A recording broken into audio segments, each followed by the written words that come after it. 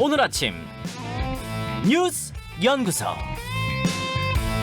오늘 아침 뉴스의 맥을 짚어드리는 시간 뉴스 연구소. 오늘도 두 분의 연구위원 나오셨습니다. CBS 김정훈 기자, 뉴스톱 김준일 대표, 어서 오십시오. 안녕하세요. 예, 오늘도 첫 번째 뉴스는 혹시 한국토지주택공사 LH입니까? 맞습니다. 예, LH 직원들의 신도시 투기 의혹을 가리기 위해서 경찰이 경남 진주 LH 본사를 압수수색했습니다. 네. 또 경기 과천과 인천의 사업본부 그리고 투기 의혹이 제기된 그 직원 13명의 자택 등도 압수수색을 받았습니다. 네.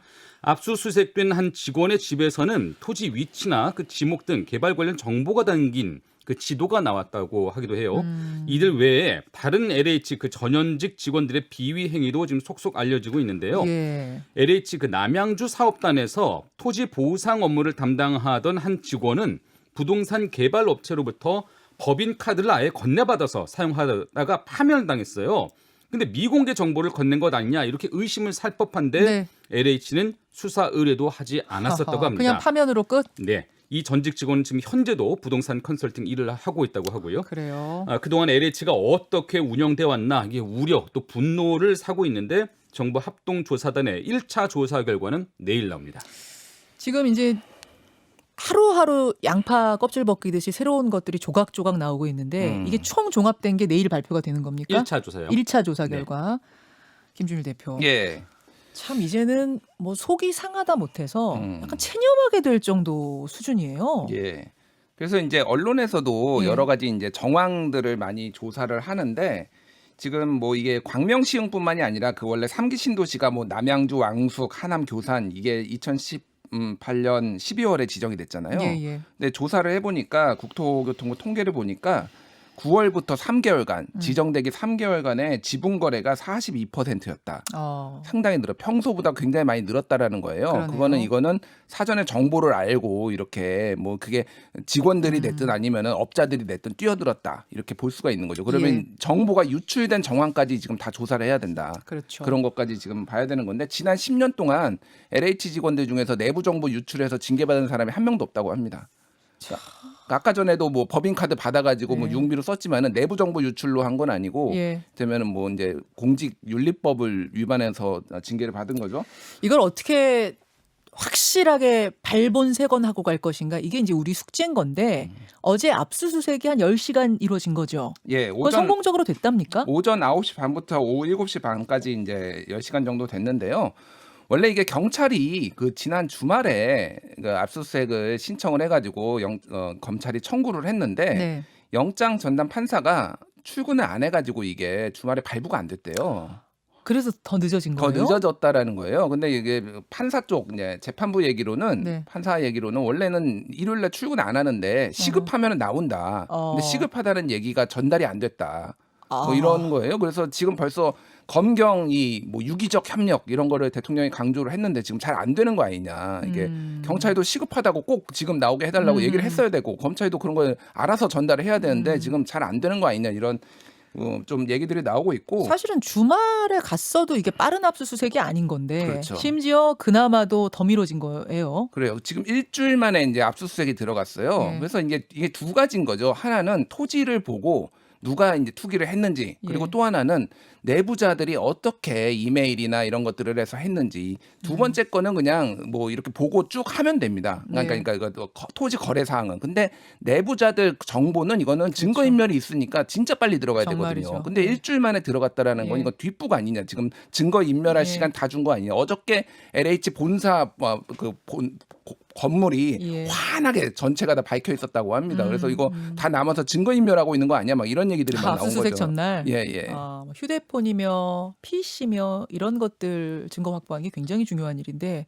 그 사이에 어떻게 뭐가 됐을지 걱정입니다. 김정훈 기자. 네, 뭐 이런 가운데서 지금 현재 뭐 전수 조사가 진행 중이긴 하죠. 조사 차원에서는요. 네. 그래서 뭐 LH 국토부 그 전 직원들을 상대로 거래 내역들을 쭉 보고 있는데 일부 직원들은 아예 개인 정보 이용 동의도 안 하고 있다고 해요. 버틴다고 해요. 그렇다면서요? 예, 그러면은 조사가 이렇게 좀 한계가 있다면은 수사라도 철저히 이루어져야 되는데 말씀하신 것처럼 압수수색 자체가 이미 늦어버렸다 이런 비판이 나오고 있고요. 근데 이 직원들이 LH 직원이나 관련 부처 뭐 기관의 직원들이 과연 내 이름으로 실명으로 그렇게 미공개 정보를 이용해서 부동산 거래를 했을 가능성보다는 오히려 좀 투기를 마음먹었다면 차명으로 쓸 가능성이 더 높은데. 물론 지금 실명으로 한 경우들이 제보가 되면서 알려진 거긴 합니다만 그 경우보다 차명은 더 많을 수 있다 그 말씀이신 거죠. 가능성. 그렇습니다. 예, 그리고 예. 그 차명으로 거래한 것을 어떻게 또 확인할 수가 있겠느냐. 좀 답답한 상황입니다. 이게 처음부터 이게 조사 상황이었나 수사 상황이었나 이 판단도 좀 빨리 됐었으면 어땠을까 싶고요. 네. 이런 가운데 변창흠 국토부 장관은 어제 국회에서 모든 필지의 그 거래 내역 조사를 해서 의혹을 한 점 없이 밝히도록 하겠다고 했는데 그 전모가 밝혀질까 싶습니다. 뭐. 오늘 2부 뉴스닥에서 이 얘기는 조금 더 깊이 우리가 다뤄보도록 하고 뭐 1차 조사 결과 나오면 얘기는 계속될 것 같은데요. 하나 그렇죠? 더 말씀드리면 예, 예. 양이원영 의원, 민주당의 양이원영 예, 환경운동가 의원, 출신. 예, 모친이 2019년 8월에 광명 일대에 이 땅을 샀다. 이게 좀 어저께 단독 보도로 언론사 단독 보도로 밝혀졌어요. 네. 그래서 양이원영 의원 측은 기획부동산 측에 좀 넘어가서 산 것 같다. 어머니가? 매각하겠다. 어머니가 매각하겠다. 기획부동산 말 듣고 산 것 같다. 예. 지금이라도 팔겠다. 그런 얘기를 하고 있는데 어쨌든 민주당에서도 한 명이라도 나오면은 다 제명 조치하겠다라고 하고 있는 상황인데 이게 뭐 어떻게 투기하고 연관성이 있는지도 좀 지켜봐야 될 것 같아요. 예. 그래요. 두 번째 뉴스로 가죠. 더불어민주당 이낙연 대표가 어제로 당 대표로서의 그 임기를 마감했습니다. 대표로 선출된 지 192일 만이네요. 네. 이낙연 전 대표는 이제 당 대표로서의 복무는 영광스러웠다면서도 부족함도 많이 확인했고 그때마다 국민과 당원 여러분께 걱정을 드려 몹시 송구스럽다고 퇴임의 소회를 밝혔습니다. 예. 기자로부터 최근 지지율 그 하락세에 대한 질문을 받고서는요. 제 부족함과 정치의 어려움 때문이다. 겸허하게 받아들여야 한다. 이렇게 짧게 답했습니다. 예, 예. 이 전 대표는 당 대표에서는 물러나지만은 이제 선거대책위원장으로서 4.7 보궐선거를 이끌게 되고요. 더불어민주당은 오는 5월 전당대회가 치러지기 전까지 네. 김태년 원내대표의 당대표 권한대행 체제로 운영됩니다. 이낙연 대표 몇 개월 한 거죠? 한 6개월 했죠. 예. 6, 7개월 했죠. 공과 과를 좀 따져 본다면 일단 공과를 따지기에 6개월이 너무 짧긴 합니다. 그래요. 이게 어찌됐든 근데 코로나19 민생 안정을 뭐 강조를 했고 뭐 취임 때 눈물도 흘렸어요. 예, 근데 그 기간 동안 그런 것들이 좀 눈에 띄는 성과가 있었느냐라고 하면은 뭐 그거는 정당만 하는 뭐 민주당만 할 수 있는 건 아니지만 좀 아쉬운 부분이 많았다라는 거고 또 하나는 이제 그 전임 그 이해찬 대표하고 좀 비교가 될 수밖에 없어요. 이해찬 대표 같은 경우에는 친문 좌장 뭐 이런 뭐 자리여서 굉장히 뭐라고 해요 당에 대한 장악력이 높았다고 한다면 이낙연 대표는 좀 부드러운 카리스마에 가까웠잖아요. 네.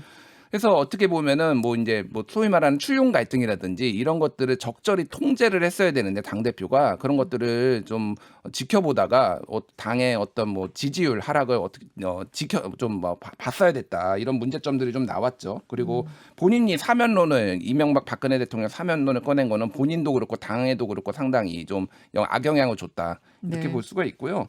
앞으로가 이제 문제인데.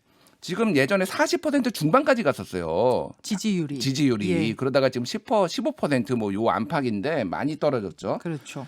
근데 이제 장점이라고 하면은 엄중함, 그 안정감 이런 건데 이게 지금 장점으로서 좀 발휘가 좀 안 되고 있어요. 그때는 됐는데 그래서 지금은 뭔가 선명성을 좀 보여줘야 되는 상황이고 신복지를 지금 최근에 강조하고 있어요. 네. 근데 이런 것들이 조금 뭐라고 해야 되나 이게 뭐 소위 말해서 섹시하지가 않습니다. 포장을 잘 해야 되는데 기본소득 이재명의 기본소득의 예. 대항마로서 신복지를 얘기하고 있는데 예. 이거는 좀 잘 가다듬을 필요가 있다. 흡입력이 필요하다 그런 말씀이신 그렇죠. 거예요. 예. 대중적인. 예, 좀 뭐 그렇다라고 보고 이제 윤석열의 등장이 위기이자 기회라고 볼 수가 있을 것 같아요. 이를테면은 야권에 강력한 대항마가 나오면은 1위한테 좀 쏠림 현상이 있는 거는 위기라고 볼 수 있는데 네. 어찌됐든 윤석열이면 검찰, 뭐 검찰주의자 이런 걸로 프레임이 되면 또 친분의 표를 또 모을 수 있는 그런 기회도 될 수 있거든요. 그런 것들은 본인이 이제 해나가기 나름이죠. 김정우 기자. 이낙연 전 대표 뭐 가장 큰 특징이자 장점이라 그러면 안정감 또 무게감이죠. 그렇죠. 그 특징을 잘 발휘를 할 수도 있었는데 좀 이게 정국이 맞지 않았다 생각이 좀 들어요. 여당 대표로서 최근에 요구됐던 여당 대표로서의 어떤 좀 능력이라면은 어떤 이슈를 좀 선도해서 치고 나가는 능력, 그리고 갈등을 조율하는 능력, 나서서 조율하는 능력 그런 것들이 좀 10분 발휘됐었어야 되는 정국이었는데 그때가 좀 맞지 않았다. 집권 아쉽게. 후반기 여당 대표가 쉬운 자리가 아니에요. 그렇죠. 네. 예, 그런 좀 아쉬움이 좀 있고요. 그 뭐 아쉬움의 결과가 뭐 지금 당 대표직을 수행하면서 지지율이 좀 차츰차츰 하락한 그 결과가 되겠는데 이제 좀 홀가분해진 모습으로 다시 예전에 어대낙이라고 있었습니다. 어차피 대통령은 이낙연 뭐 이런 그뭐 키워드까지 있었는데 정말 한때 대세일 때. 그러니까요. 예. 다시 그런 어대낙을 꿈꿀 수도 있겠지만은 지금 당장의 숙제는 4월 재보선 결과죠. 그렇죠. 예. 그러니까 뭐 지금 예전에 그 지지율 1위 하던 때를 되찾을 수 있겠느냐 없겠느냐 두 분이 한참 설명하셨는데 결국 재보선이라는 큰 산을 넘어야 되거든요. 선대위원장을 맡았으니까. 맞습니다. 지금 현재 열세인 여권 후보의 지지율을 끌어올려서 선거를 승리로 이끈다면은 다시 쌍발 엔진을 달 수도 있고요. 근데 만약에 이번 재보선에서 완패를 한다면 두 군데 다 잃는다면 그러면 대선 자체를 꿈꿀 수가 없게 되는 그런 상황도 맞이할 수가 있습니다. 그래요. 이낙연 대표의 지금까지 6개월 그리고 앞으로 이야기를 좀 해봤습니다. 세 번째 연구 과제로 가볼까요? 코로나19 사태 속에 그 사교육의 소득별 격차는 더 벌어진 것으로 나타났습니다. 네. 교육부와 통계청이 발표한 2020 초중고 사교육비 조사 결과에 따르면요. 지난해 사교육비 총액은 9조 3천억 원으로 전년보다 11.8% 확 줄어들었습니다. 네. 하지만 사교육을 받은 학생 비율을 뜻하는 그 사교육 참여율을 살펴보면은 소득 800만 원 이상 가구는 80.1%, 200만 원 미만 가구는 39.9%로 그 격차가 40.2% 포인트로 집계됐습니다. 사교육 참여율이라고 말하니까 조금 어려운데 그러니까 사교육을 받았느냐 안 그렇습니다. 받았느냐. 예, 사교육을 하고 있느냐 안 하느냐. 그럼 소득 800만 원 넘는 가구는 80.1%가 다 뭐 어떤 식으로든 사교육 그렇죠. 받은 거고 200만 원 200만 원 가구 미만은 때는 못 받았어요. 그렇습니다. 39.9%가. 그 격차가요. 전해 그러니까 2019년 조사 때는 그 격차가 38.2% 포인트였는데 코로나 상황이 터진 지난해는 그 격차가 40.2% 포인트로 더 벌어졌다는 겁니다. 네, 네. 또 학생 1인당 그 사교육비를 소득 수준별로 나눠 보면은 네. 월 소득 800만 원 이상 가구는 50만 4천 원, 늘 사교육에 썼고. 네, 200만 원 미만 가구의 경우에는 9만 9천 원, 10만 원도 안 되는 돈을 이게 사교육에 쓴 것으로 나타납니다. 그 차이가 5배 넘게 벌어지고 있네요. 이게 지금 이제 문제가 뭐냐면 우리 다 느끼고 있는 거지만 학부모들은 다 느끼고 있는 거지만 공교육이 온라인으로 1년 내내 진행이 됐고 지금 해가 바뀌었어도 사실 등교 수업이 전면화 못 됐거든요. 이런 상황인데 옆에서 아이들 다 챙겨줘 가면서 온라인 수업에 집중하도록 하는 집과 그렇지 않은 집 간의 차이도 지금 어마어마해요. 그런데 또 사교육을 받는 집과 아닌 집과의 또 차이가 있고 이래저래 교육 격차 이거 보통 문제가 아닙니다. 그래서 사교육비가 이제 전체적으로 감소한 거는 학원에 못 보내니까 그렇게 된 건데 예, 여기 예. 통계에 나왔듯이 사교육을 받는 사람의 비용은 더 늘었어요. 어찌됐든. 맞아요. 뭐 보내는 사람은 더 보냈고 더 많이 쓰고 안 보내는 사람은 더 못 보냈다라고 하는 거고. 아니 그 집은 그런 거죠. 예. 아니 지금 학교 수업도 제대로 안 되니까 사교육으로 더 채워 넣어야 된다 하니까 돈 더 쓰는 거 아니에요. 있는 그렇죠. 집들은. 여유가 있는 거는 이거는 자산 격차가 그대로 교육 격차로 좀 이전되고 있다. 특히 예. 지금 인플레이션 현상이 매우 극심해지면서 크게 벌어지고 있잖아요. 더욱더 없는 사람은 더 없고 이거를 그래서 어떻게 대안을 마련할 것인가가 지금 교육부의 큰 숙제가 됐다 이렇게 볼 수가 있겠습니다. 김재원 기자. 네, 그래서 학력 격차를 좀 어떻게 메울 것이냐 그거에 대해서 좀 교육부도 여러 가지 노력을 하고 있는 것으로 알고 있는데 그 보완책 중 하나가 원격 수업이거든요. 네. 근데 지금 정부가 개발한 원격 수업 플랫폼, 그 EBS 온라인 클래스 등의 원격 수업 예, 플랫폼들이 있는데 지금 이게 계약한 지 일주일 뭐 한참 지났는데도 여전히 버벅거리고 있다고 해요.